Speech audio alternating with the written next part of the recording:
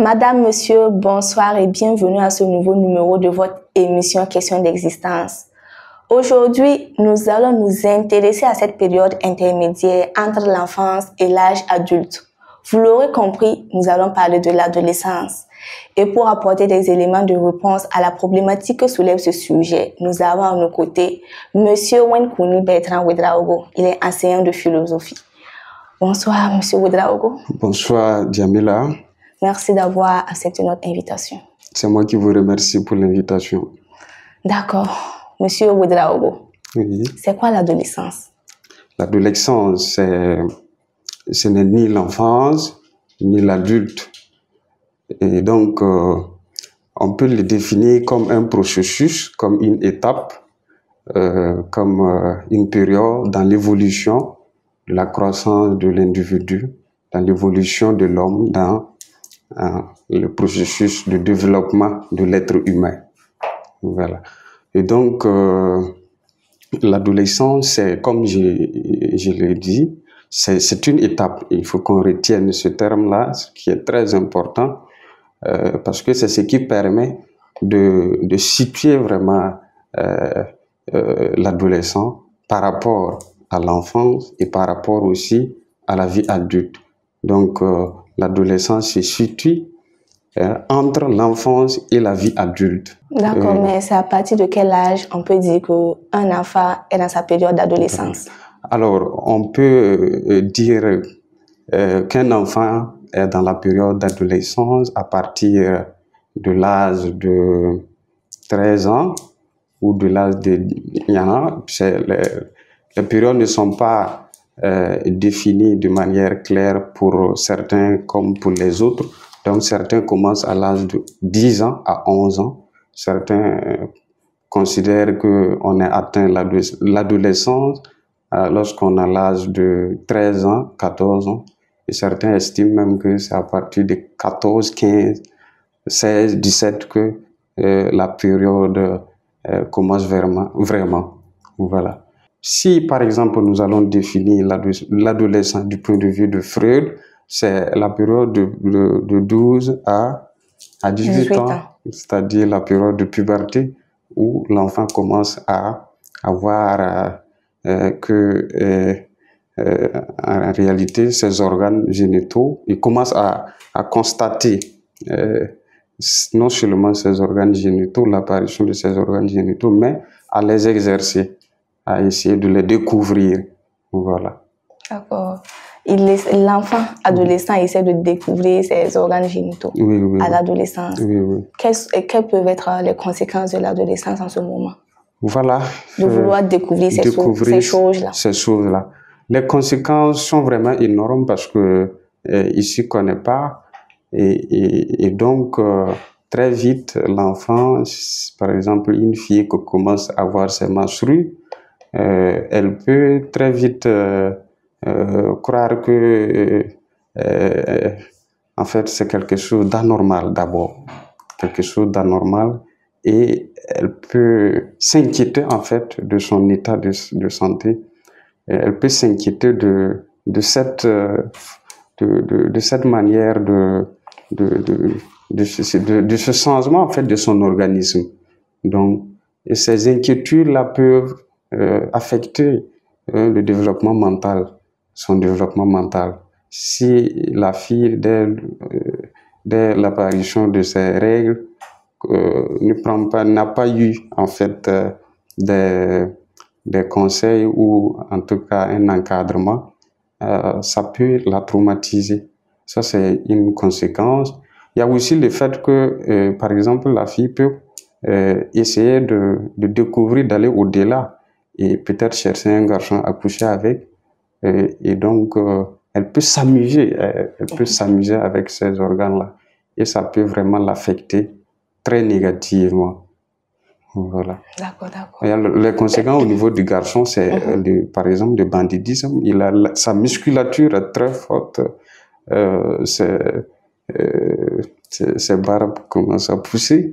Et donc, le garçon va commencer à chercher des bagarres, va commencer à sortir tard et commencer à à vouloir vivre comme la vie d'adulte. Et donc, il est exposé vraiment à toutes sortes de risques.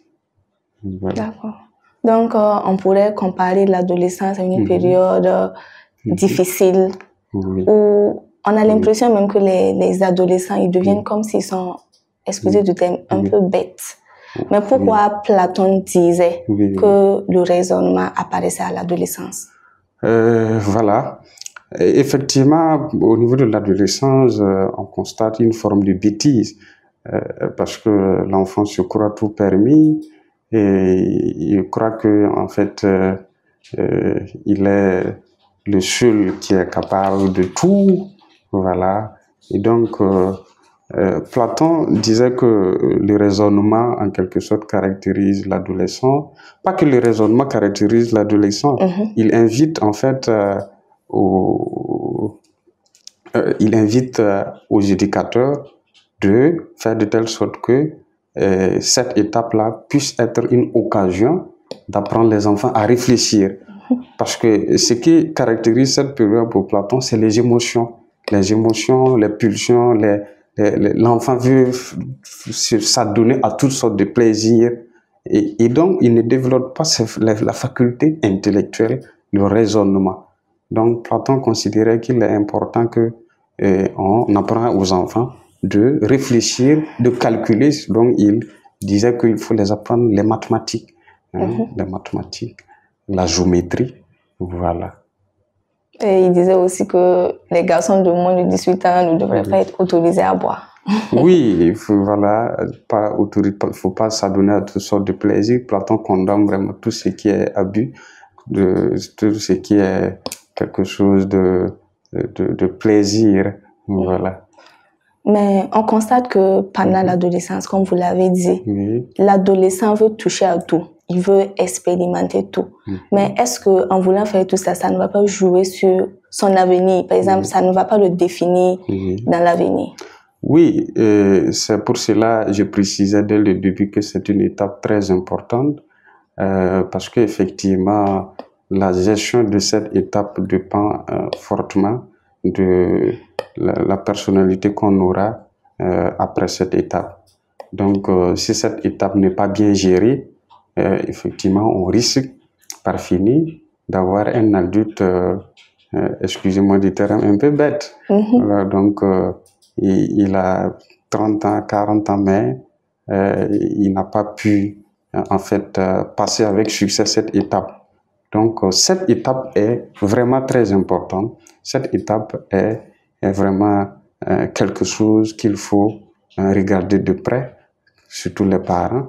Donc, ils doivent faire de telle sorte que les enfants ne puissent pas se donner à toutes sortes de plaisirs. Les enfants ne puissent pas faire tout ce qu'ils veulent. Les enfants ne puissent pas croire qu'ils sont en quelque sorte les maîtres du monde. Voilà, parce que ce sont les caractéristiques de l'adolescent. C'est vraiment le fait de croire qu'on est le nombril du monde. Donc c'est une sorte d'égocentrisme qui se développe à cette période-là et qui fait que l'enfant il s'admire tellement qu'il croit que il est le plus beau, il est la plus belle, et voilà. Et justement, à ce propos, Paul Ricoeur, dans son concept d'idée narrative, disait que l'enfant n'a pas une identité précise dès son enfance, il acquiert son identité au fil du temps. Donc, c'est-à-dire que l'enfant peut acquérir son identité dans sa période d'adolescence. Oui, Paul Ricoeur, c'est très intéressant parce qu'il a beaucoup réfléchi sur l'identité. Et effectivement, l'adolescence est une période où l'enfant se demande qui suis-je. Je suis moi aussi, je suis bizarre. Qui suis-je vraiment? Qu'est-ce qui me définit? Et donc, cette période elle peut permettre à l'enfant, c'est une étape, c'est un moment opportun pour l'enfant de définir son identité. De définir son identité. Et l'identité, quand on l'apprend dans la perspective de Paul Ricoeur, l'identité n'est jamais finie. L'identité est en construction. L'identité est une quête permanente. Donc, ce n'est pas parce que l'enfant, par exemple, va apprendre quelque chose au moment de l'adolescence que dans sa vie future, hein, il va forcément continuer à refléter cette réalité.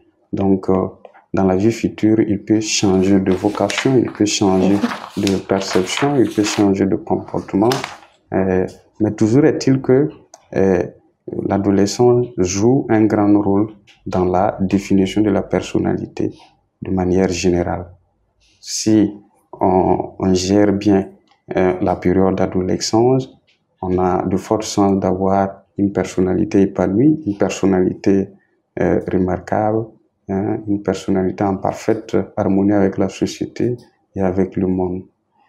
Est-ce à dire que l'adolescence révèle la véritable nature de l'enfant? Parce que même les parents, pendant cette période-là, avant cette période, ils ont l'impression de ne pas connaître l'enfant.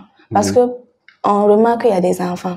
Avant l'adolescence, ils sont dociles, réservés, renfermés. Maintenant, pendant l'adolescence, ils se révèlent, ils deviennent des rebelles, ils font le bras de fer avec leurs parents. On a l'impression qu'ils deviennent carrément le contraire de ce qu'ils étaient. Oui, c'est tout à fait normal. Comme on l'avait défini, c'est une période de changement majeur, c'est une période de bascule où effectivement l'enfant est méconnu par ses parents.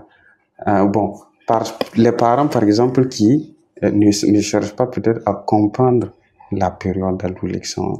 Et c'est ça aussi qui est important.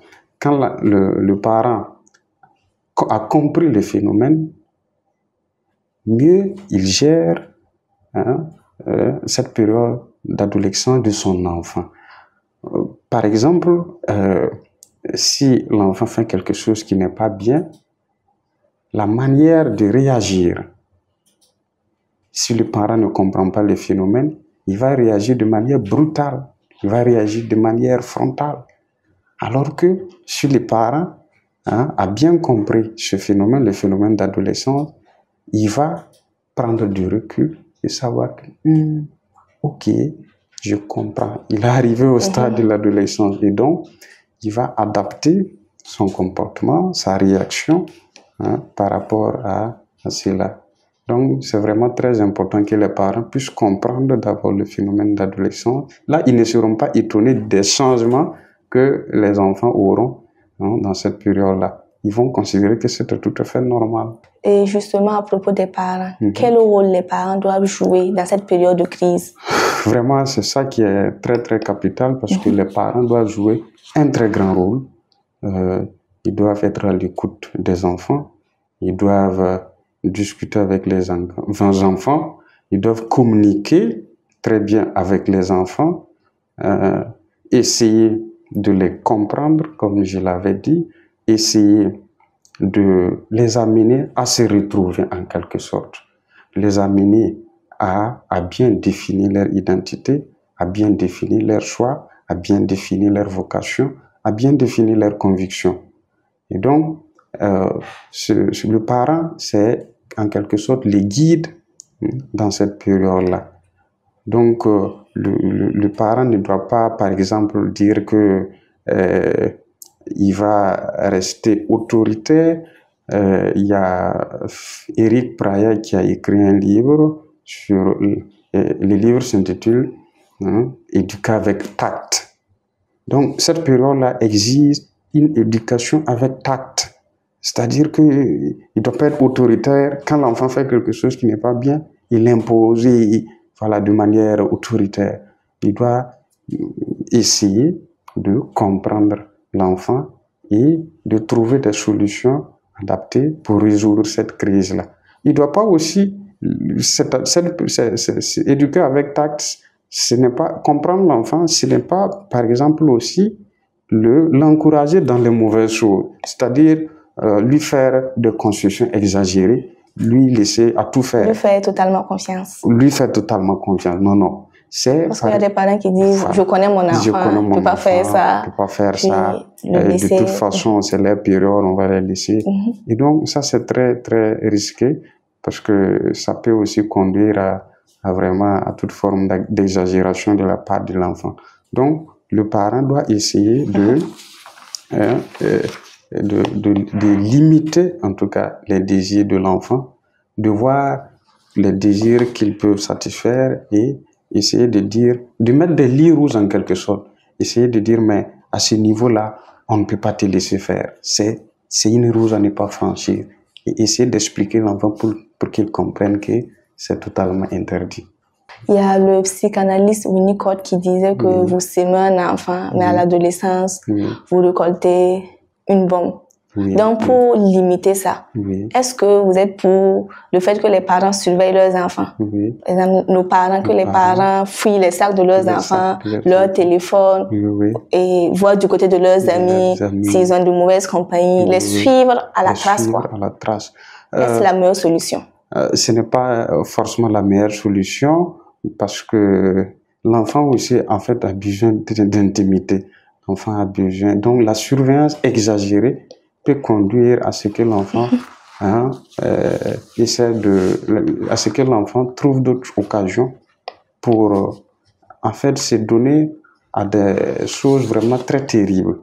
Par exemple, si un parent est chaque fois en train de fouiller le téléphone de son enfant, de fouiller si il ne sort pas avec une fille, ou s'il est chaque fois en train de le faire, l'enfant va développer d'autres mécanismes. C'est-à-dire, ça pousse l'enfant à s'adonner à des types de comportements très dangereux.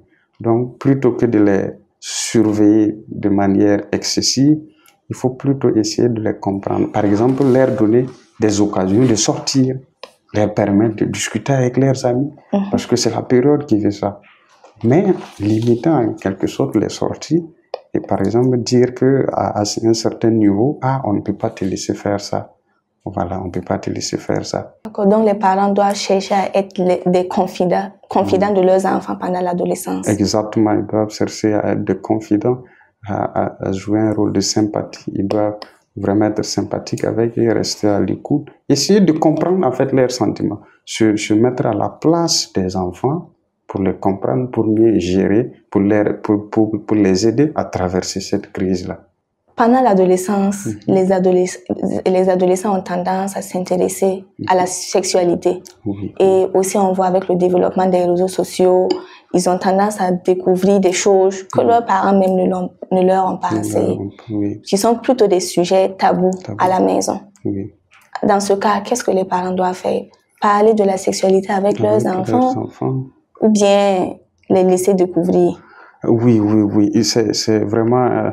effectivement une étape très importante où Freud explique que les pulsions sexuelles se développent très fortement, et donc surtout avec les réseaux sociaux actuellement, c'est vraiment quelque chose de très risquant. Et donc la meilleure façon, c'est vraiment éviter les sujets tabous avec les enfants. Il faut leur en parler, et il faut discuter de la sexualité avec l'enfant. Et plus vous discutez avec eux, mieux ils comprennent et ils adoptent des comportements responsables.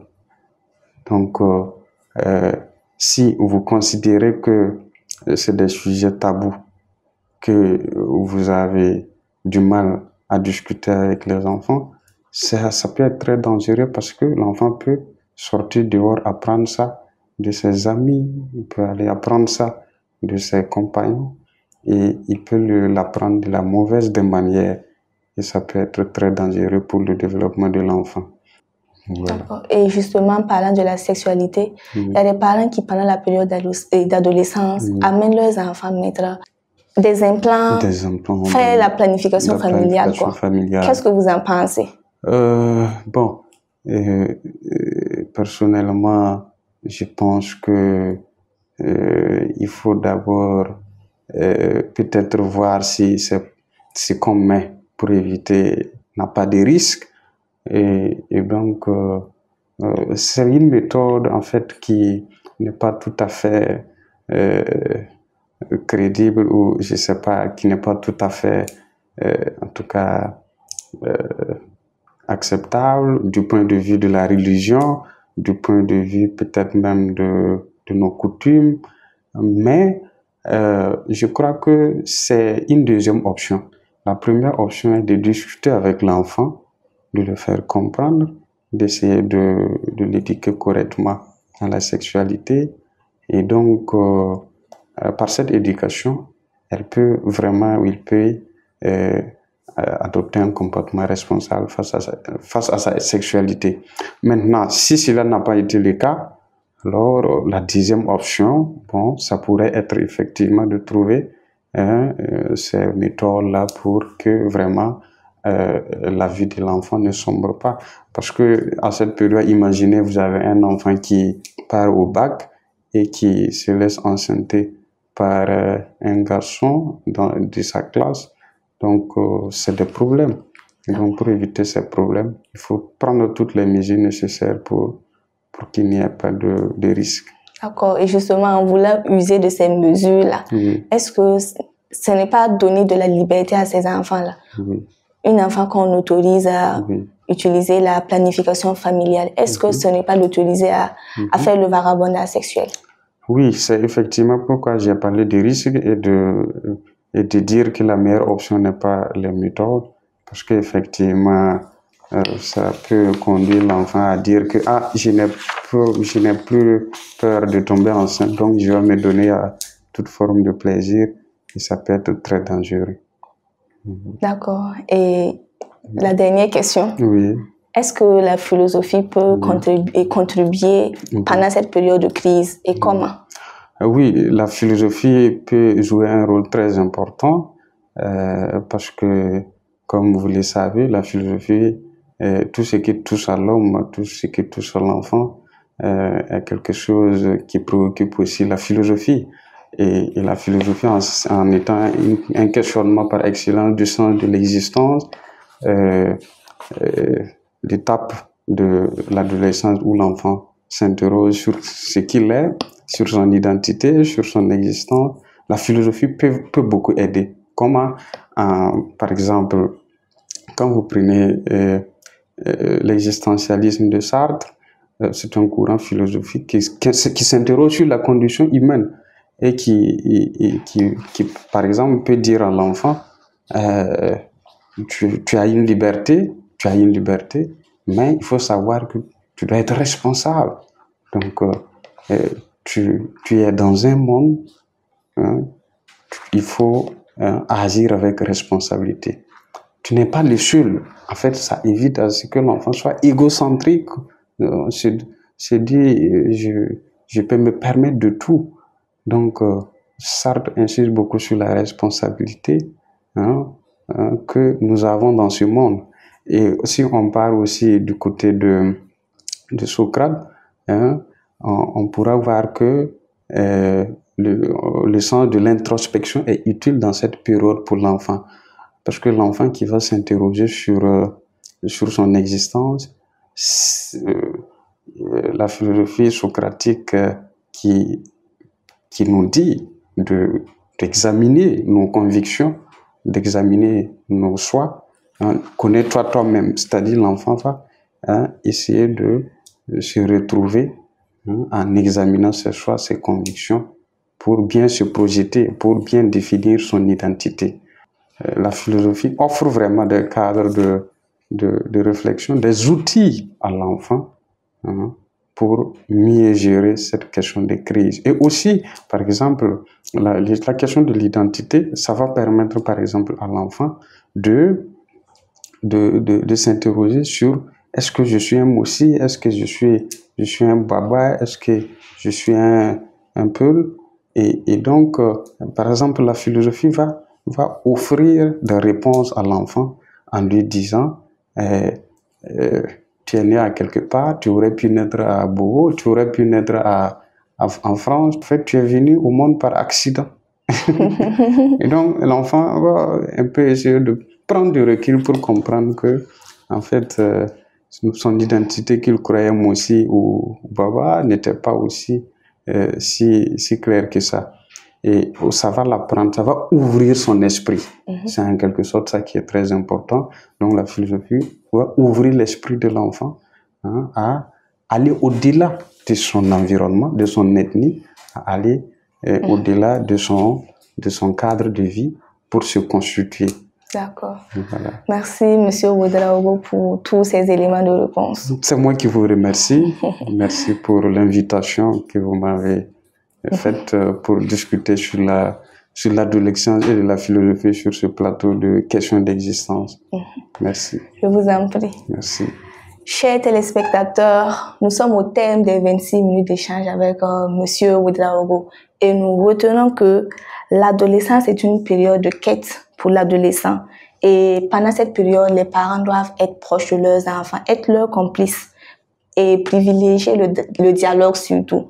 Mais aussi, ils doivent poser des limites afin de faire de leurs enfants des adultes responsables. Et merci à vous également, chers téléspectateurs, de nous avoir suivis. Rendez-vous le mardi prochain à la même heure pour un autre numéro de votre émission Question d'existence. Mais en attendant, chers adolescents, restez responsables. Référez-vous toujours à vos parents pour éviter de tomber dans les pièges de l'adolescence et surtout pour devenir des adultes responsables. Merci de nous avoir suivis.